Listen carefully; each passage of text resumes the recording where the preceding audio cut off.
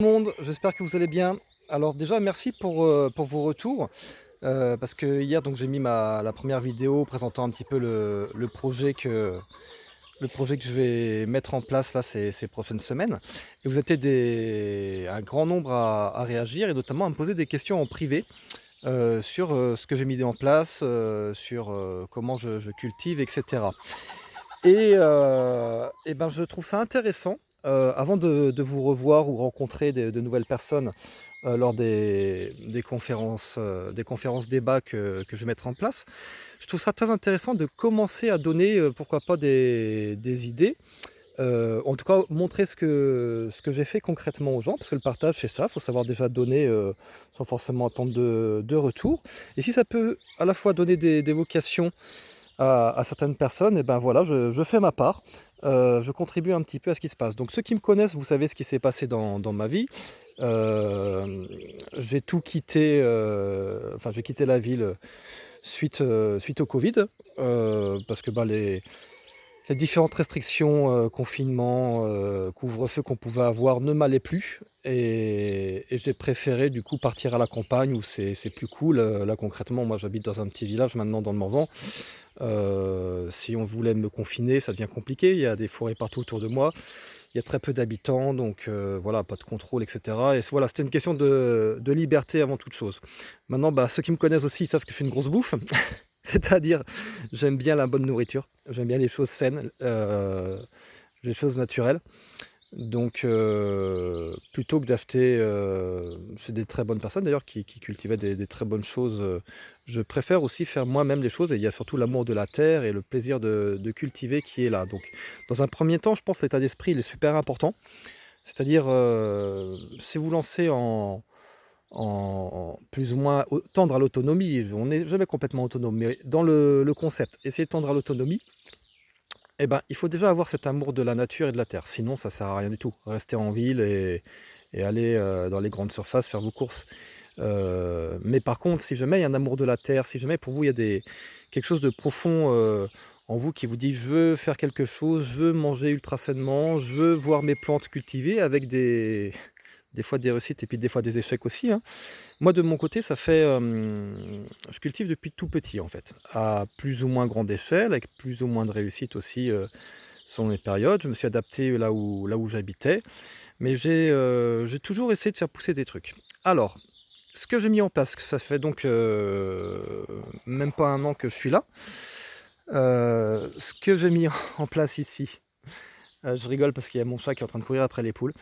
Hem, Premièrement, donc pour viser à l'autonomie, il faut avoir quelque chose qui nourrisse. Donc vous voyez ici, il y a beaucoup de pommes de terre.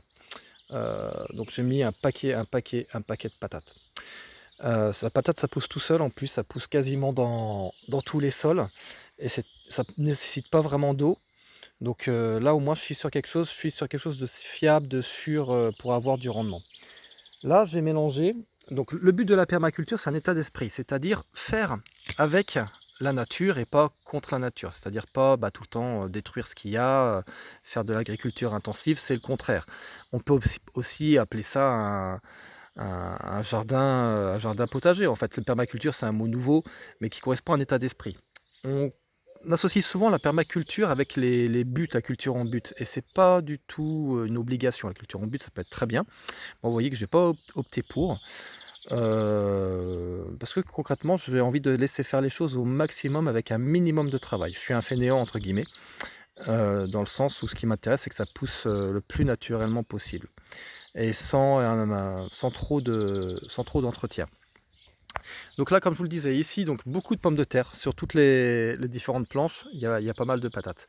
Mais je mélange avec les autres. Pourquoi? Parce que pour avoir un sol riche, si vous faites de la monoculture, eh ben, ça peut l'appauvrir et puis chaque plante va prendre les mêmes nutriments dans le sol et donc c'est bien d'amender différemment. D'amender, je disais ça parce que quand par exemple les pommes de terre là, elles vont être prêtes, je laisserai les feuilles bien évidemment dessus et vous voyez, il y a un petit peu de paillage aussi pour, toujours apporter de la matière organique, au sol. Mais donc sans but, la but c'est un des concepts en permaculture. mais c'est vraiment une philosophie de vie, la permaculture avant toute chose. C'est pas forcément une manière de faire. Et du coup, je mélange avec d'autres choses. Là, vous voyez, par exemple, c'est de l'ail qui est là-dedans. Il faut réfléchir un petit peu aux différents cycles de chaque plante. Est-ce que je peux le mettre dedans ou pas? Là, par exemple, c'est du pois chiche. Non, c'est du pois mange-tout celui-là. Mais il y a des pois chiches également, c'est pour ça. J'ai mélangé pois chiche et pois mange-tout. Ce qui d'ailleurs n'est pas forcément très évident à les reconnaître, vu qu'ils se ressemblent beaucoup. Je suis obligé de tâter à chaque fois pour savoir si c'est du pois chiche ou du pois mange-tout. Mais l'idée, c'est que le pois chiche ou pois mange-tout vont faire leur cycle pendant le cycle des pommes de terre, donc aucun souci. Ce qu'il ne faut pas, par contre, c'est mettre des choses qui vont durer plus longtemps que quand je vais vouloir récolter les pommes de terre, par exemple. Il y a de la tanaisie ici. Tanaisie, pourquoi? Parce que c'est un répulsif à beaucoup de ravageurs. Beaucoup de mouches ou d'autres vers, etc. Ça va aider justement à faire fuir certains ravageurs. On vous m'avait demandé d'ailleurs comment c'est pour ça. Ben voilà, il y a des plantes qui permettent de repousser certains insectes, certains ravageurs. Là donc vous voyez, il n'y a aucun dorifort par exemple sur mes pommes de terre pour l'instant. Après il y a aussi une part de chance, hein, faut pas se leurrer. Des fois, il y a des années où ça peut être complètement ravagé, même en mettant toute la bonne volonté du monde, des fois ça ne fonctionne pas, d'accord? Des fois on peut avoir vraiment des gros problèmes. J'ai un peu de persil au milieu, donc là vous voyez il est monté en graines. Je vais récolter les graines et le replanter directement derrière. Peut-être pas ici d'ailleurs, j'aime bien des fois faire une petite rotation, comme je vous disais, pour pas que les mêmes plantes prennent les mêmes nutriments dans le sol. Donc là, vous voyez, justement, là, il y a du pois chiche. Là, c'est des radis qui ont repoussé. Parce que j'avais fait des radis, puis ils ont repoussé, mais du coup, je les laisse. Ils posent pas vraiment de problème. Si c'était trop invasif, je les enlèverais, mais là, ça m'empêche pas les pommes de terre de pousser. Je pourrais éclaircir un petit peu, c'est vrai, mais ça fait de la matière organique, justement, que je remettrai dans le sol. Et puis, ça fait vivre le sol aussi, et ça n'empêche pas du tout la pousse des pommes de terre. Il y a de la fève qui est là. Alors la fève a une double utilité. Premièrement, ça apporte de l'azote dans le sol. Justement, je vous parlais d'enrichir le sol euh, au fur et à mesure et de parler de différentes plantes et éviter les pesticides et surtout enfin pas surtout, et aussi du coup de l'engrais. Il y a de l'engrais naturel en fait. Non seulement quand vous mettez de la matière organique dans le potager, ça va vous apporter de la matière organique et de l'engrais dedans. Par exemple, il faut savoir que tous mes déchets culinaires que les poules ne mangent pas, je leur donne pas tout, et ben je le mets directement là. Si je fouille en dessous les pommes de terre, ben, je vais avoir mes restes de cuisine ou différentes plantes que j'ai coupées qui sont directement posées sur le sol et ça fait du coup de la matière organique directement dessus. Donc la fève apporte de l'azote, mais surtout quand vous voyez ces petites choses là, ça va devenir des grosses gousses et c'est super bon. La fève fraîche, c'est super bon à manger. Donc voilà, tout ce qu'il y a là, quasiment tout, se consomme. Là, vous voyez, par exemple, là, il y a une adventice qui a poussé. Ben, je l'enlève un petit peu, je la pose et puis voilà. Je le fais de temps en temps, mais c'est pas une obligation. Et si vous cultivez assez densément comme j'ai fait, de toute façon, vos cultures vont prendre l'ascendant. Le kénopode qui est là, euh, pour l'instant, je laisse, je pourrais l'enlever aussi. Il faut savoir que c'est une plante en plus qui se consomme. Euh, à réfléchir justement, peut-être l'utiliser ou en tout cas la laisser. Il y en a une, laissez pas, ça pose pas de problème pour non plus la culture. Et dans tous les cas, il faut savoir aussi, et c'est très important de savoir quelles plantes se consomment et pourquoi pas d'ailleurs consommer les plantes qui poussent naturellement dans votre jardin. Par exemple, les pissenlits qui poussent toutes seules, tiens là, il y en a. Ici, c'est la pissenlit, ben, j'aurais tendance à me faire une salade de pissenlit régulièrement avec.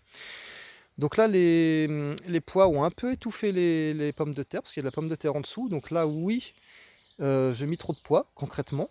Par contre, je récolte des pois et j'en mange tous les jours, du coup. Mais ils étouffent un peu les pommes de terre.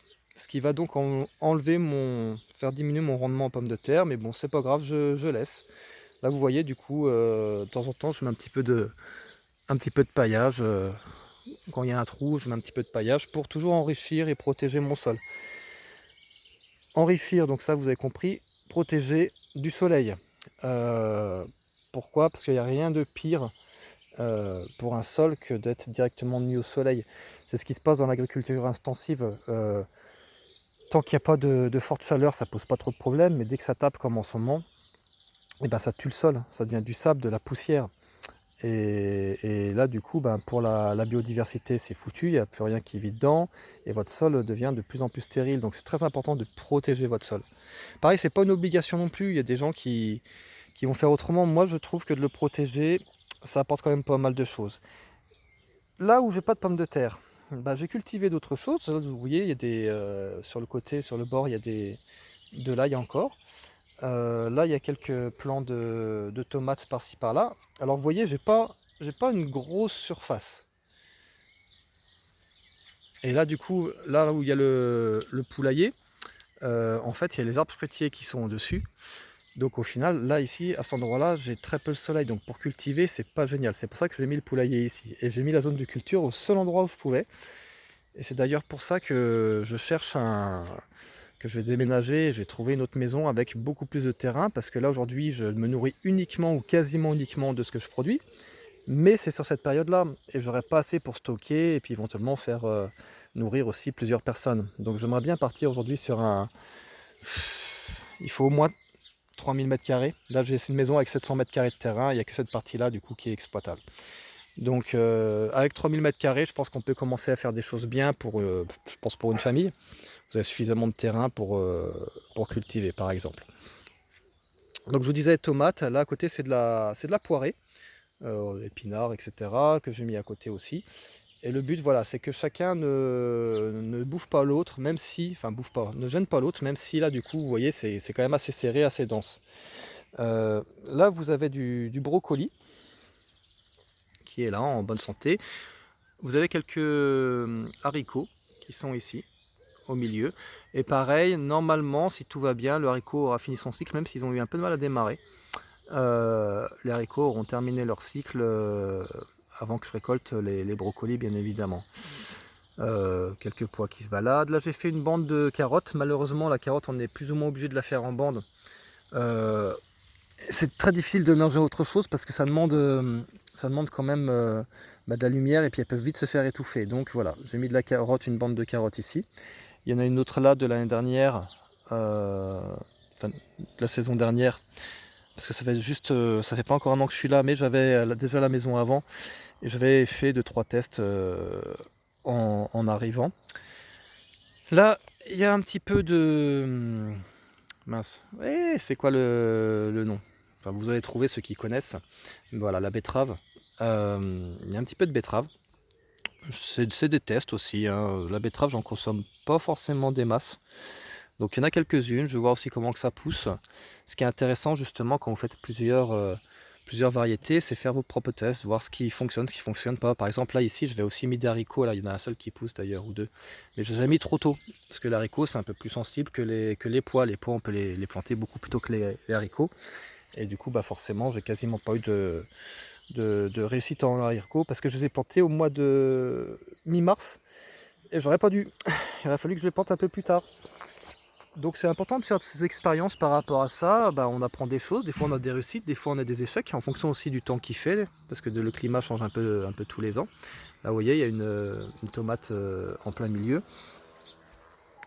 Là c'est des choux chinois qui se sont fait bouffer par les limaces apparemment. Mais bon, qui vont peut-être... oui, qui vont repartir quand même. Merde, il est déjà en train de fleurir celui-là.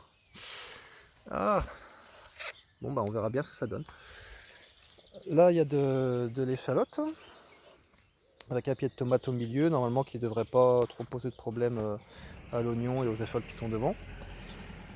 J'ai essayé de rentabiliser comme je pouvais, j'ai mis quelques pieds de tomate ici aussi. Donc là pareil, c'est des carottes dont je vais récupérer les graines. Essayez d'éviter évidemment quand vous achetez des graines la première fois, d'éviter les graines F1. Prenez des graines qui peuvent se ressemer évidemment. Toujours pommes de terre, avec quelques oignons ce coup là qui sont au milieu. Là vous voyez, du coup il y a un peu d'herbe entre les pommes de terre. Pour l'instant j'en allège, j'en enlève un petit peu comme ça de temps en temps, que je pose directement sur le sol après. Là vous voyez, ça mériterait d'être un petit peu désherbé quand même aussi. Toujours du persil, tout à l'heure c'est du frisé, là c'est du plat. J'aime beaucoup le persil pour agrémenter vos plats, je trouve ça vraiment top. Là vous avez de l'absinthe que des amis m'ont, un pied que des amis m'ont donné. S'ils voient la vidéo, bah bonjour Thierry et Pascal. L'absinthe je ne l'ai pas encore utilisé. Je ne sais pas comment je vais l'utiliser, mais je trouvais ça sympa d'avoir ça au potager. Peut-être que je l'utiliserai jamais, mais bon, ça fait une plante comme ça différente au milieu, c'est sympa aussi. Donc là, la partie salade, donc une petite planche de salade. Vous voyez, c'est le bazar, hein, il y a plein de trucs qui poussent dedans. J'avais mis du pois aussi dedans, alors il y a des endroits, ça n'a pas posé de problème, mais il y a des endroits, bah ouais, ça a un peu envahi la salade. Donc, mais je laisse comme ça parce que les pois aujourd'hui, c'est une grosse source d'alimentation, vraiment. Le mange-tout notamment, là, vous faites pois mange-tout. Un peu d'oignons, quelques champignons, parce que oui, il y a beaucoup de champignons dans le moment, c'est l'avantage. C'est parti d'ailleurs les girolles là. 2-3 œufs des poules du jardin et bah, vous faites un repas 100% que vous cultivez vous-même et vous vous régalez quoi. C'est hyper bon. Encore un petit peu de tanaisie, j'en ai mis à plusieurs endroits, donc ici la tanaisie. Là de la mélisse, donc c'est une aromatique, moi j'aime bien pour les infusions notamment, et digestive. C'est important aussi, là on verra ça dans les débats qu'on aura, mais très vite je vais aller vers les propriétés des plantes. Moi je les connais pas énormément, les propriétés des plantes.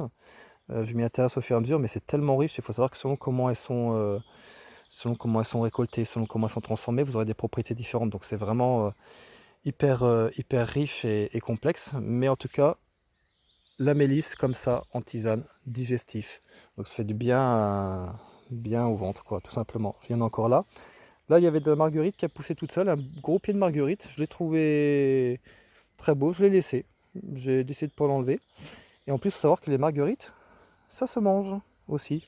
Alors, j'en consomme pas des grosses quantités, mais de temps en temps, je me mets quelques fleurs dans mes salades. Et je trouve ça vraiment beau et cool d'avoir des fleurs dans ces salades. C'est top.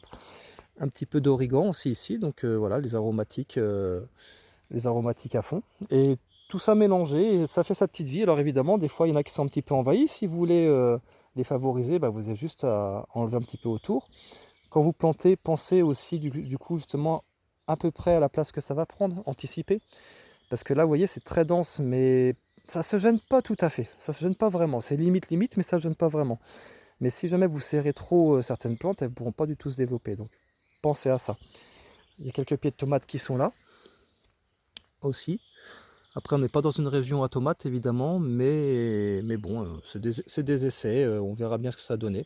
Sachant que j'arrose pas, ou quasiment pas, j'ai arrosé 2 fois en fait cette année pour l'instant. J'espère éviter d'arroser. Le bassin qui est là, ça ne me sert pas à arroser, c'est vraiment de l'agrément avec les poissons, etc. Mais voilà, je trouve ça un petit peu bête d'ailleurs d'utiliser des centaines de litres pour arroser. Quelques algues sur la rangée, les capucines donc ici, parce que les fleurs se consomment de capucines. Il y en a un petit peu partout aussi des capucines. Et donc les fleurs se consomment dans les salades, comme je vous le disais, c'est très sympa. D'ailleurs ça a commencé à pousser, donc je risque d'avoir des fleurs, on est quoi, mi-juin, dans un mois je vais avoir de la fleur, ça veut dire. Et surtout ça attire les pucerons, par exemple, plutôt que les pucerons aillent sur d'autres plantes, ils iront sur les capucines. Donc je suis toujours dans mes pommes de terre, hein, vous avez vu, il y en a à gogo. Bon, ça c'est une plante, la digitale pour ceux qui la reconnaissent. C'est une plante du coup toxique, mais elle est tellement belle. Donc je la laisse et puis elle est en limite de potager. Et là j'ai fait une dernière bande tout le long, alors que j'ai faite il y a 2 mois. Je vous explique exactement. Là c'est des tuyas. Ne jamais cultiver au pied des tuyas. On est bien d'accord. Le tuya assèche et acidifie le sol. Donc c'est très difficile de cultiver au pied des tuyas. Mais étant donné que j'ai que ça d'exploitable, je me suis dit, bon allez, on va essayer de faire quelque chose. Donc dans un premier temps, j'ai mis de la terre. J'ai mis de la terre bonne pour éviter justement d'avoir la terre trop acide et que ça pousse pas du tout. Et ça a l'air de fonctionner pour l'instant. Donc pareil, je l'enrichis énormément. Vous voyez, toutes les tontes de gazon, elles sont là en fait. Toutes les tontes d'herbe, elles sont là. Beaucoup de cucurbitacées. Alors je ne sais même pas si c'est le... Je pense pas avoir de courgettes, mais ça doit être de la... Il y a du potimarron en fait, à gogo, il y a du pâtisson, pâtis doux, etc., etc. Mais alors là, vous voyez, du coup, au début, j'en ai planté plein, et bah, il y en a trop. Ils ont tous poussé. Je pensais pas qu'ils pousseraient tous, ils ont tous poussé. Donc, bah, tout simplement, l'avantage quand on habite à la campagne, là par exemple, il y en a un petit qui pousse, là il y en a un autre qui est là, il y en a un autre à côté, etc. Donc là concrètement, je vais aller voir des amis, je vais leur donner un bon paquet de pieds, ceux qui ont encore de la place chez eux, et puis on se fait des échanges comme ça. Donc quand vous avez une trop grosse culture de quelque chose, ben, l'avantage c'est aussi que le lien social vous permet de vous faire des échanges les uns les autres. Les pommes de terre, excusez-moi, les tomates par exemple, bah, c'est des amis qui me les ont passé les pieds de tomates. Et je leur ai passé d'autres pieds que j'avais mis en culture et que j'avais en trop, comme les brocolis, les cucurbitacées, etc.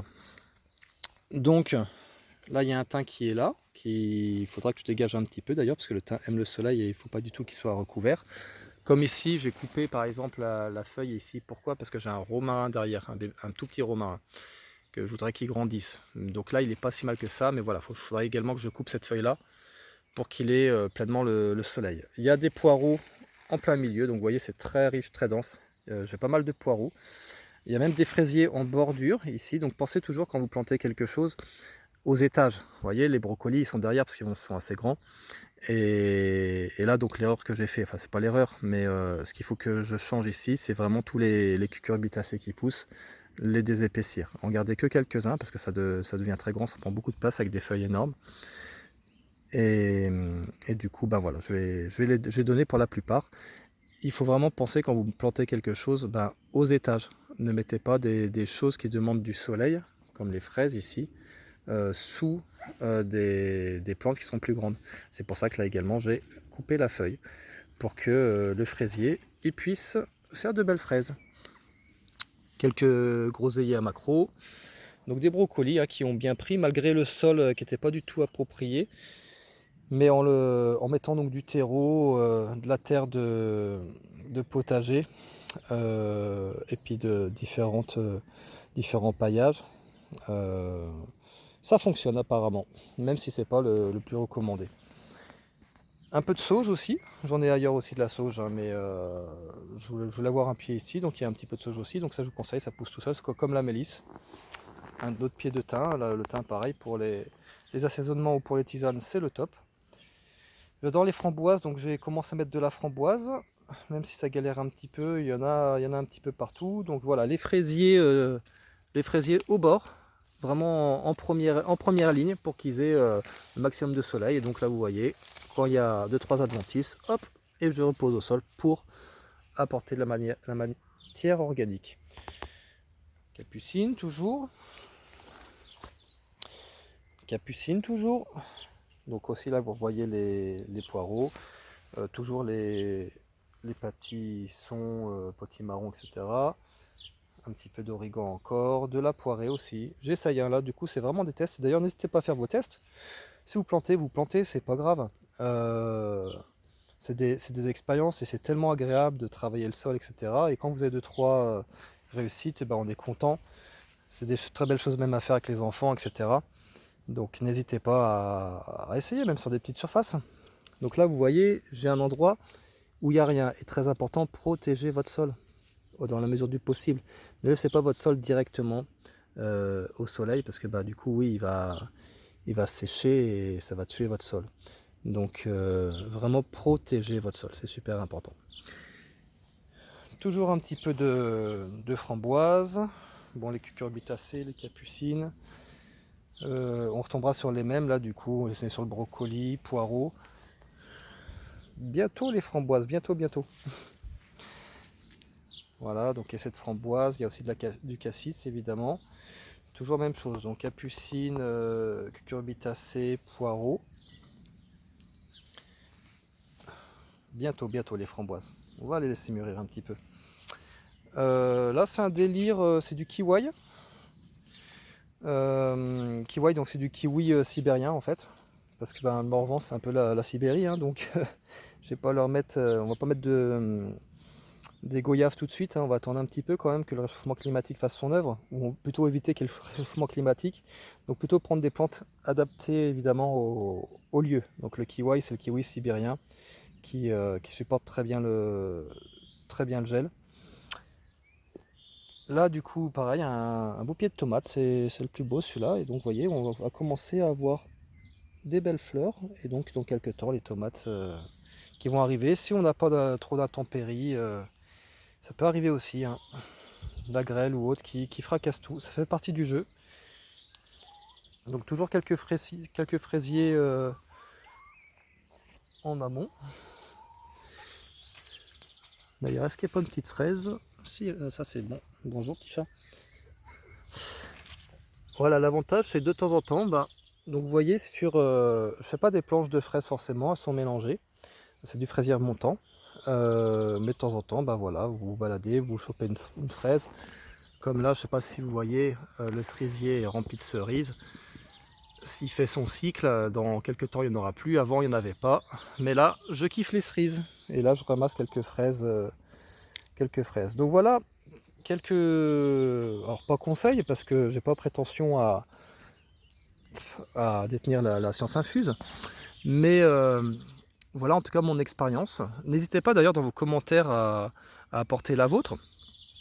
Ça peut être intéressant de dire tiens, qu'est-ce que vous auriez fait différemment et surtout pourquoi vous auriez fait différemment, qu'est-ce que j'ai fait comme connerie ou qu'est-ce que je peux améliorer. C'est très intéressant que chacun apporte ses expériences les uns les autres. C'est le but d'ailleurs de ce nouveau projet, de tendre justement à ça, à respecter la nature. Je pense que c'est quand chacun apporte sa petite pierre, sa petite goutte d'eau dans l'esprit du colibri, qu'on pourra justement arranger les choses. Il y a évidemment dans le concept que j'ai là, donc du coup je suis parti en conférence, ça y est, hein, ça ne doit pas durer longtemps, mais au moins vous savez où je vais. Dans le concept que j'ai, il y a vraiment l'idée aussi d'aller vers la décroissance, dans le sens où si j'ai ce petit potager là, et notamment s'il devient plus grand, j'ai passé pas mal de temps dedans, et non seulement j'aurais plus forcément envie de consommer, d'acheter des t-shirts tous les jours ou des trucs que je vais stocker chez moi tous les jours, mais je vais faire par moi-même beaucoup les choses, donc je vais sortir du système de consommation énormément, qui pour moi d'ailleurs, le système de consommation aujourd'hui, il va directement à notre perte. Parce que si on consomme comme on voudrait qu'on consomme, avec des croissances tous les ans, etc., le problème c'est qu'on est sur une surproduction mondiale, on bouffe la planète, on achète, on jette directement, et je crois vraiment qu'on ne peut pas fonctionner comme ça. Et c'est pour ça que l'amour de la terre, aller tendre à l'autonomie, etc., c'est aussi un style de vie. L'autonomie, c'est déjà premièrement bien manger, se faire plaisir et être proche des choses dans le respect de la nature. Donc on ne peut pas forcément acheter des t-shirts, des chaussures tous les jours qu'on mettra une seule fois, et avoir aussi ce mode de fonctionnement. Si on veut préserver la nature, l'environnement, il faut aussi réfléchir à notre système de consommation. Donc voilà, c'est des choses qui vont être mises en place, des beaux échanges, je pense qu'on va avoir les uns avec les autres. Et puis surtout, j'ai hâte de voir ce que ça va donner. Les réalisations, évidemment maintenant j'ai des idées concrètes, hein, c'est pas que du blabla si je vous parle de ça. C'est parce que j'ai des idées concrètes, mais ça m'intéresse quand même, avant de proposer des choses concrètes, même si là je suis un peu en train de le faire, de voir les expériences et les idées de chacun. L'échange va être très instructif. Donc dans un premier temps, il y aura une conférence débat où moi je vais vous présenter certaines choses, avec peut-être d'autres intervenants également. Et aussi l'échange va être intéressant. J'ai 2-3 idées d'action directe. Le but c'est vraiment d'être efficace et de ne pas uniquement parler, de faire du concret. Là vous voyez, c'est pour ça que je vous montre ça, parce qu'il y a du concret. Et là vous voyez, je vous parlais des fèves tout à l'heure. Voilà un premier haricot de fèves qui commence à être sympa. Le but voilà, c'est de faire du concret, c'est comme ce potager là, c'est-à-dire on met la main à la pâte, on voit ce qui se passe, et puis on avance, on fait les choses concrètement. Et avec un peu de chance, un peu de savoir-faire, et on arrive à avoir une belle réussite dès les premières fois. Ça va être le but, en tout cas, c'est de se bouger les fesses. J'espère que vous allez tous bien. J'espère que cette petite conférence du matin là peut vous apporter certaines choses à certains. N'hésitez pas, on se tient au courant, puis au plaisir de vous voir. Je vous donnerai une date avec un truc bien organisé sur le mois de juillet. Allez, à très vite, prenez soin de vous.